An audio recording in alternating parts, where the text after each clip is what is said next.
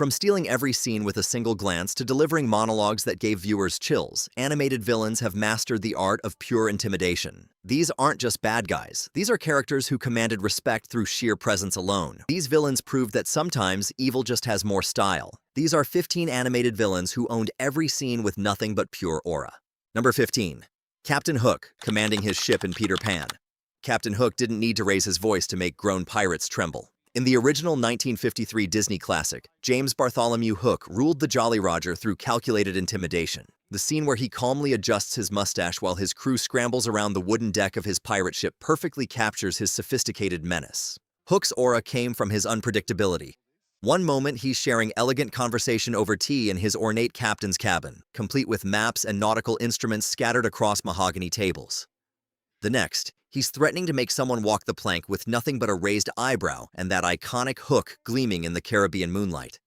The true terror of Hook didn't stem from his weapon or his crew. It was his ability to remain perfectly composed while everyone else panicked. The scene where he discovers Peter Pan's hiding spot shows Hook standing motionless on the ship's deck, his red coat billowing in the ocean breeze, while his entire crew waits in absolute silence for his next command.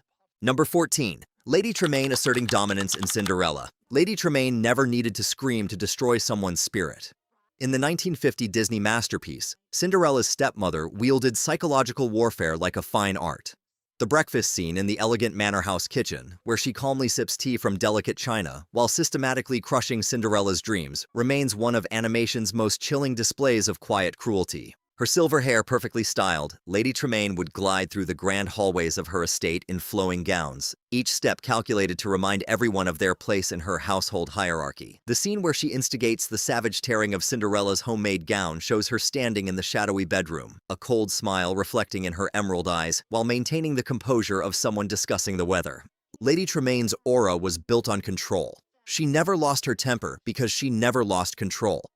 The way she'd pause just long enough before speaking, letting tension fill the ornate sitting room with its heavy curtains and antique furniture, made every word feel like a calculated strike. Her stepmother didn't need magic or minions. She had something far more dangerous: complete emotional mastery over everyone around her. Number 13. Syndrome delivering his monologue in The Incredibles. Buddy Pine transformed into Syndrome proved that the most dangerous villains are the ones who believe they're the hero of their own story. In Pixar's 2004 superhero epic, Syndrome's confrontation with Mr. Incredible in his high-tech volcanic lair demonstrated pure villain confidence at its peak. The scene takes place in Syndrome's futuristic control room, filled with holographic displays and sleek metallic surfaces that reflect the orange glow of molten lava below. Syndrome stands before wall-sized monitors showing his master plan, his red hair and black suit making him look like a twisted version of the superheroes he once idolized. Syndrome's aura derived its compelling power from his genuine belief that he was saving the world. He'd gesture toward his advanced technology and robotic inventions with the enthusiasm of a child showing off toys, all while explaining how he planned to commit genocide. The way he'd pause mid-sentence to admire his own genius, stroking his chin while standing in front of massive computer screens displaying hero profiles, made his villainy feel both theatrical and absolutely sincere. Syndrome didn't just want to win. He wanted his victims to understand exactly why they deserved to lose. That combination of intellect and vindictiveness, delivered in a pristine underground facility surrounded by cutting-edge weaponry, created an aura of inevitable doom that few animated villains have matched. Number 12. Mother Gothel manipulating Rapunzel in Tangled. Mother Gothel understood that the cruelest prison is one the prisoner builds themselves. In Disney's 2010 retelling of the classic fairy tale, Gothel's psychological manipulation of Rapunzel showcased villain aura through emotional devastation rather than physical intimidation. The tower scenes, where Gothel moves through the circular stone chambers filled with books and paintings, demonstrate her complete control over Rapunzel's reality. Gothel would touch Rapunzel's magical golden hair with false tenderness, her dark curls contrasting against the warm sunlight streaming through the tower windows, while systematically destroying the girl's self-confidence with practiced ease. Her signature song, where she explains why Rapunzel should never leave the tower, shows Gothel manipulating the very architecture around them. Shadows dance across the stone walls as she gestures toward the windows, describing the dangers of the outside world, while her crimson dress flows dramatically in the tower's drafty interior. Mother Gothel's aura came from her ability to make evil feel like love. She'd embrace Rapunzel in the cozy tower bedroom, surrounded by soft fabrics and flickering candlelight, while delivering emotional abuse disguised as protection. The way she'd smile while systematically isolating Rapunzel from any hope of freedom made her more terrifying than any dragon or monster. She didn't need to threaten Rapunzel's life. She'd already stolen her soul. Number 11. The Queen of Hearts ruling Wonderland in Alice in Wonderland. Off with their heads was not just a threat, it was a way of life in the Queen's domain. In Disney's 1951 adaptation of Lewis Carroll's masterpiece, the Queen of Hearts ruled her bizarre kingdom through pure, unbridled rage that somehow felt completely calculated. The croquet scene in the royal gardens demonstrates the Queen's chaotic authority perfectly. She stands among the playing card soldiers painted in red, white, and black, her enormous red dress dominating the manicured green lawns while she screams orders that make no logical sense. Flamingos serve as mallets, hedgehogs become balls, and the entire game exists solely to feed the Queen's ego. The Queen's aura was built on the understanding that fairness and logic had no place in her world. She'd point her jeweled scepter at trembling subjects standing on the checkered marble floors of her palace, her voice echoing off the vaulted ceilings, and everyone knew that arguing with her wasn't just pointless, it was potentially fatal. Number 10. Cruella de Vil, the Hurricane of High Fashion. Cruella de Vil understood that owning a scene means making everyone else disappear the moment you arrive. In the 1961 classic, her introduction remains animation's most iconic display of pure villain charisma. She bursts into Anita's modest London apartment like a force of nature, her massive black and white fur coat billowing as cigarette smoke curls around her angular face. Cruella's aura stemmed from a total disregard for social convention. Lounging across Anita's simple furniture as if she owned it, her red lips curled in a smirk while she discussed turning puppies into accessories. The sharp contrast between her extravagant, toxic lifestyle and the humble home made every word feel like a threat wrapped in polite conversation. She inspired terror by making evil seem glamorous. Whether driving her massive yellow and black coupe at dangerous speeds or letting out a laugh that filled a room with dread, Cruella treated the destruction of innocent lives like an exciting game. She didn't need magic to be a monster. She only needed a cigarette holder and the absolute belief that the world existed for her entertainment. Number 9. The Evil Queen, the Cold Majesty of Vanity. In the 1937 groundbreaking masterpiece, the Evil Queen's consultation with her enchanted mirror created an atmosphere of supernatural dread that remains unmatched. The scene takes place high in a stone tower, where Gothic arches frame a mirror wreathed in swirling purple and green smoke. The Queen's aura drew its power from her absolute willingness to sacrifice everything for vanity. Standing in her royal regalia, her pale face illuminated by a supernatural glow, she discussed murder with the chilling calm of someone planning a garden party. This emotional coldness made her feel like a force of nature rather than a mere human antagonist. Her aura of ruthlessness was cemented during her transformation into the old hag. Surrounded by bubbling potions in her underground laboratory, she willingly destroyed her own beauty to achieve her dark goals. That level of commitment to evil, the transition from a regal, icy monarch to a terrifying, obsessed sorceress, created a presence of pure, calculated malice. She remains the blueprint for the villain who rules through silent, terrifying authority. Number 8. Dr. Facilier, the Shadow Man's Seduction. Are you ready? In Disney's 2009 return to traditional animation, Dr. Facilier proved that a villain can make damnation the most attractive option in the room. Known as the Shadow Man, his aura is built on the seductive lie that he is doing his victims a favor. The voodoo shop scene shows Facilier in his element, surrounded by mystical artifacts and glowing candles that cast eerie shadows across the walls. He moves through the cramped, atmospheric space like he owns the very concept of magic itself. His tall, thin frame cuts an imposing silhouette against supernatural green and purple lights dancing around skulls and charms. Facilier's power lies in his genuine charisma. Leaning across a card table, his skeleton face paint gleaming in the flickering light, he shuffles tarot cards with supernatural precision. He isn't just offering magic, he is offering destiny. As he dances through the midnight streets of New Orleans like a supernatural ringmaster, his shadow friends writhe across the alleyway walls, hinting at the dark forces at his command. When he promises to solve your problems, his charm is so intoxicating that you find yourself wanting to believe him, even knowing the price is your soul. Number 7. Shan Yu, the relentless force of nature. When the Great Wall of China fails to stop a man, you know he possesses a different kind of power.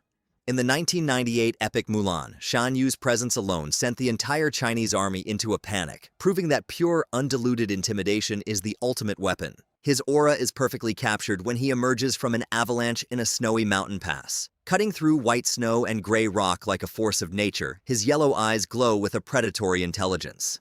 To Shan Yu, natural disasters are merely minor inconveniences. He doesn't just want to conquer China, he wants to break its spirit. Riding his black horse through burning villages, orange flames reflecting off his armor, he treats conquest as a form of psychological warfare. Shan Yu's most frightening trait is his total lack of emotion during slaughter. He walks through destroyed settlements and over fallen soldiers with the same cold indifference he'd show while drinking tea. Discussing genocide while standing in the ruins of what were once thriving communities creates an aura of inevitable doom. He isn't just a general, he is a natural disaster in human form, moving with a relentless momentum that makes any resistance feel utterly futile. Number 6. Maleficent, the mistress of all evil. All the powers of hell. In Disney's 1959 masterpiece, Maleficent wasn't making a threat. She was making a promise. The curse scene in King Stephen's throne room remains animation's most chilling display of magical villainy, where pure presence transformed a celebration into a nightmare. The scene begins with sunlight streaming through stained glass as noble guests celebrate the newborn Aurora. Then, the room erupts in green fire. Maleficent materializes like a supernatural storm system, her black robes and horned headdress casting a shadow of death over the festivities. As she stalks through the terrified crowd, her glowing staff pulsing with emerald light, she embodies the terrifying truth that true power lies in making others feel helpless. She didn't just curse a child, she orchestrated a performance.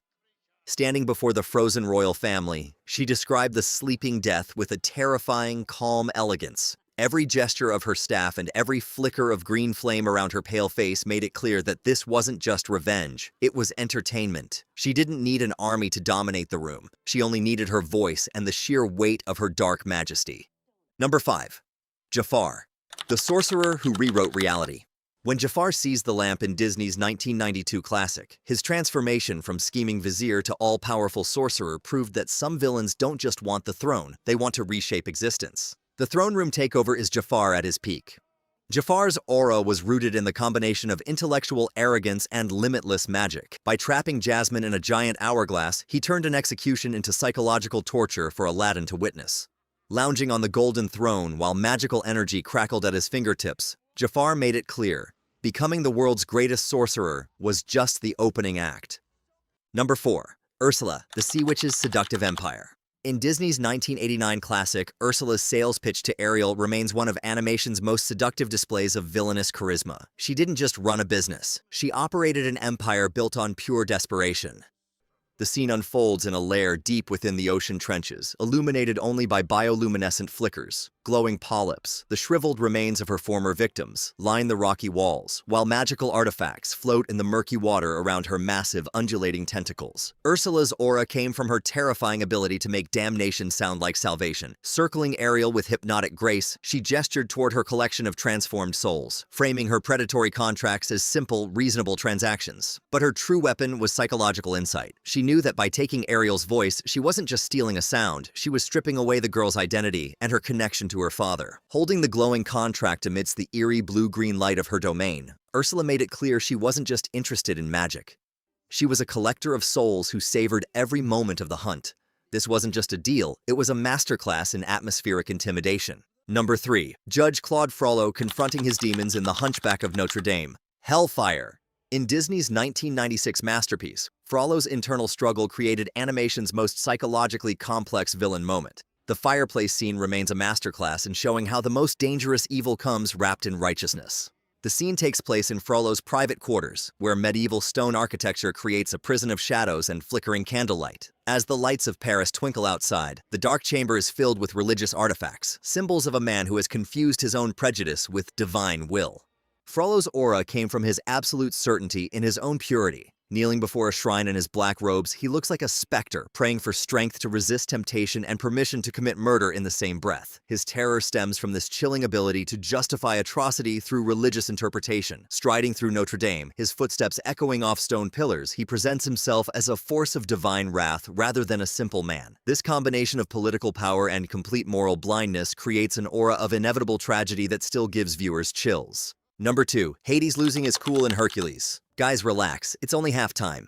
When Hades finally lost his temper in Disney's 1997 comedy epic, his transformation from smooth-talking dealmaker to raging god of the underworld proved that sometimes the most dangerous villains are the ones who have been holding back their true power. The scene takes place in Hades' domain deep in the underworld, where rivers of molten lava flow between twisted black rocks and the souls of the dead drift through caverns filled with supernatural blue flames. His lair reflects his personality perfectly, with ancient Greek architecture mixed with the raw power of the Earth's core, creating an environment that feels both elegant and absolutely terrifying. His blue flames shifting to orange and red as his anger built, while casually discussing the overthrow of Mount Olympus with his minions' pain and panic. The way he'd gesture with his hands, sending waves of hellfire across the cavern walls while explaining his master plan, made it clear that destroying Zeus wasn't just business for him. It was personal. The way his hair would erupt into towering orange flames while he paced through his underground palace, gesturing wildly at the floating souls and demonic creatures around him, made his fury feel both cosmic and completely human.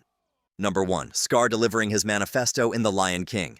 In Disney's 1994 masterpiece, Scar's anthem in the Elephant Graveyard remains animation's greatest display of charismatic villainy, his face illuminated by flashes of lightning that turned the graveyard into a supernatural amphitheater. Scar's aura stemmed from absolute confidence in his intellectual superiority. Perched on a massive skull like a twisted king, he addressed his army as hundreds of hyenas emerged from the shadows. The way he gestured with his claws, black mane flowing in the desert winds, made it clear this wasn't just a coup, it was a revolution. He cemented his status as the ultimate villain by making evil feel like a natural law. He understood that the most effective way to destroy a hero is to corrupt everything they stand for. There you have it. 15 animated villains who proved that being bad is simply more interesting.